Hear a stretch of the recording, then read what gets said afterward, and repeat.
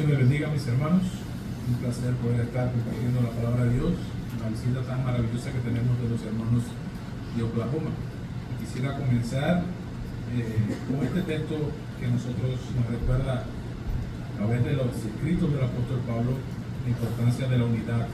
Efesios 4, versículos 3 al 4, solícitos en guardar la unidad del Espíritu en el vínculo de la paz. Un cuerpo y un espíritu, como fuisteis también llamados a una misma esperanza de vuestra vocación. Un Señor, una fe, un bautismo, Dios y Padre de todos, el cual es sobre todos y por todos y en todos. Saltándonos hasta el versículo 11 dice: y Él mismo constituyó a unos apóstoles, a otros profetas, a otros evangelistas, a otros pastores, con un objetivo, con el fin de perfeccionar a los santos para la obra del ministerio, para la edificación del cuerpo de Cristo, mis hermanos, hasta que todos lleguemos a la unidad de la fe. Porque vamos a hablar de la unidad brevemente y reflexionar un poco sobre ella. La unidad de la fe y del conocimiento del Hijo de Dios, un varón perfecto, a la medida de la estatura de la plenitud de Cristo. Este último versículo quiero destacar la unidad de la fe. Y es que siempre nosotros hemos conocido, o la mayoría de las veces se enseña acerca de la unidad, pero en teoría, en lo que debemos conocer, en lo que debemos enseñar, en lo que debemos pensar y sentir con respecto a nuestro Señor Jesús. Pero pocas veces vamos más allá y enseñamos cómo se debe manifestar esa unidad. Me surge la necesidad de compararlo con este texto que, hablando de la fe, en Santiago capítulo 2, versos 17 adelante y 18, si así también la fe, si no tiene obras, es muerta en sí misma. Pero alguno dirá: tú tienes fe, yo tengo obras, muéstrame tu fe sin obras, yo te mostraré mi fe por mis obras. Y surge la comparación, o quiero traer a la mesa la comparación. La fe sin obras es muerta, no se puede demostrar, pero la unidad en el Espíritu, la unidad en la fe, la unidad en Cristo Jesús, también debería llevar obras, debe llevar obras. Debe llevar obras que testifique, que dé testimonio acerca de que hay unidad verdaderamente. Así como la fe lo exige y lo demanda, también la unidad en el Espíritu lo exige y lo demanda. En la oración de nuestro Señor Jesús por sus discípulos y por nosotros, los que habíamos de creer en la palabra, a través de la palabra de ellos, decía: la gloria que me diste yo les he dado, para que sean uno, así como nosotros somos uno.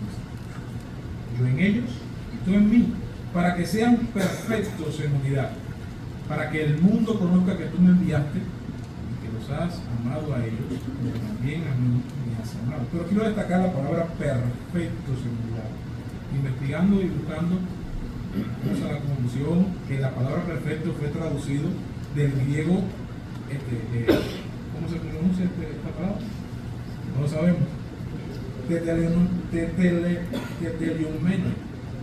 aproximadamente.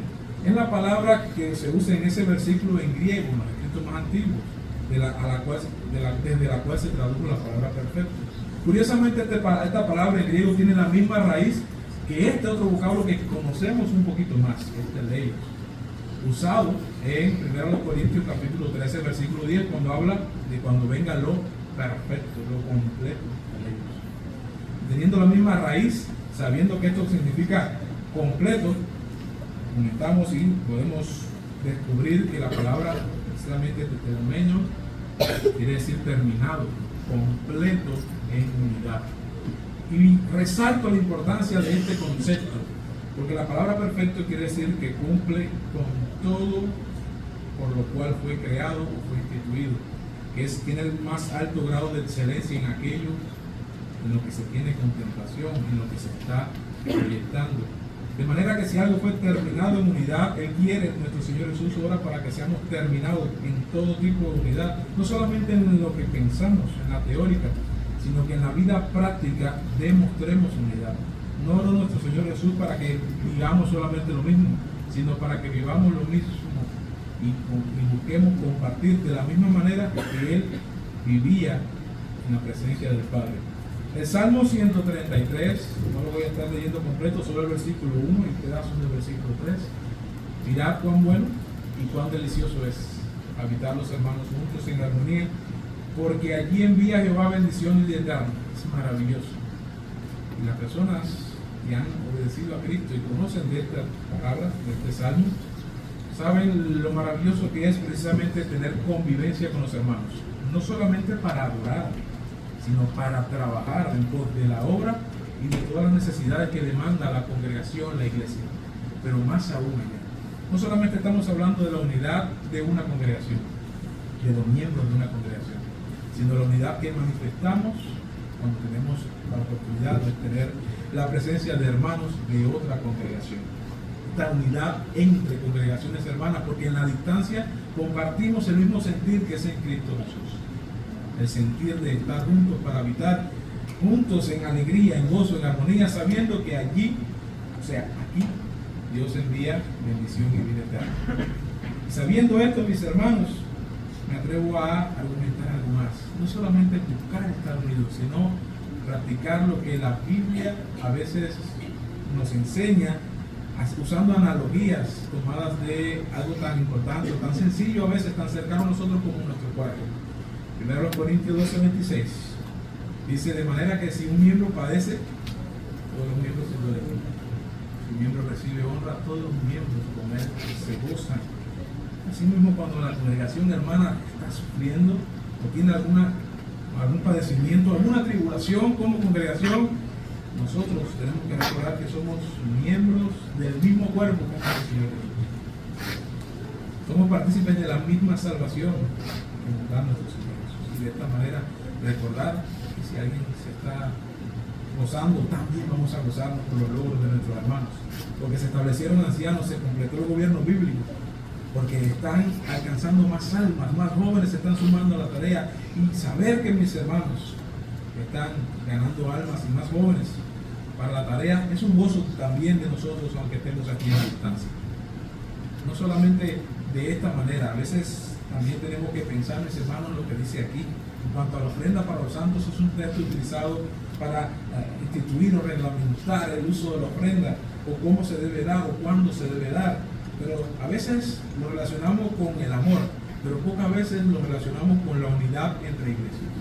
Y es que aquí, en cuanto a la ofrenda para los santos, se ordena hacer de la misma manera que se hacía en las iglesias de Galacia, poniendo un orden, ¿sí? Cada primer día de la semana, cada uno debía poner aparte algo, se lo haya prosperado, guardándolo para cuando llegase Pablo, entonces recogiesen entonces ofrenda. ¿Y ahí qué se iba a hacer? Bueno, cuando haya llegado y les hubiesen designado por carta a estos, serían enviados para llevar el donativo a Jerusalén. El contexto, mis hermanos, el contexto es que los hermanos se estaban compadeciendo del sufrimiento de los hermanos que estaban en Jerusalén. Estarían dispuestos a participar de una colecta para ayudarles, para aliviar su dolor, su carga. Versículo 4: y si fuera propio, también yo vaya, pues irán conmigo. Y esto no lo hicieron solamente cuando ya Jerusalén estaba sufriendo el asunto. Fíjense en Hechos capítulo 11, verso 28, la iglesia de Antioquía se prepara de antemano, antes de que ocurra. Y levantándose uno de ellos, llamado Gabo, daba a entender por el Espíritu que vendría gran hambre en toda la tierra habitada, cual sucedió en tiempos esclavos. Entonces los discípulos, cada uno conforme a lo que tenía, determinaron enviar socorro a los hermanos que habitaban en Judea. Desde antes ya ellos estaban preocupados por lo que podían enfrentar, por lo que iban a sufrir estos hermanos. Y esto es muestra de unidad, porque antes de que llegue el dolor, sabiendo que lo van a sufrir, ellos se están compadeciendo de ellos y están participando de ese sufrimiento al quitarse de sí mismos para compartir con los hermanos. Versículo 30 dice: en lo cual en efecto hicieron, enviándolo a los ancianos por mano de Bernabé y de Saulo. Muestra de una unidad entre dos iglesias, entre dos congregaciones que tienen la unidad en el espíritu, en el mismo sentir, en la misma mente, pero lo demuestran con obras prácticas, visibles. Eso puede decir que no había unidad entre estas iglesias. Había muestras de un amor fraternal que los unía en Cristo Jesús. También podemos ver no solamente el habitar juntos, el deseo de habitar juntos, no solamente el deseo de compadecernos y participar de los sufrimientos y los gozos. Podemos ver que había un deseo también muy fuerte en Pablo por ir a visitar a los hermanos y estar con ellos. Romanos 1:11: porque deseo veros para comunicaros un don espiritual a fin de que seáis confirmados. Esto es para ser mutuamente confortados por la fe que nos es común a nosotros y a no solamente con el deseo de enseñarles, no solamente con el deseo de ir a instruirles, sino que Pablo reconocía que él mismo tenía necesidad de estar unido con sus hermanos. En este caso. En el mismo Romanos, capítulo 15, versos 23-24, está cortado. Dice, deseando desde hace muchos años ir a vosotros. Dice Pablo, iré a vosotros, porque espero veros al pasar y ser encaminado allá por vosotros. Iba para España y de camino quería pasar Pablo, porque para él era necesario tener esta muestra.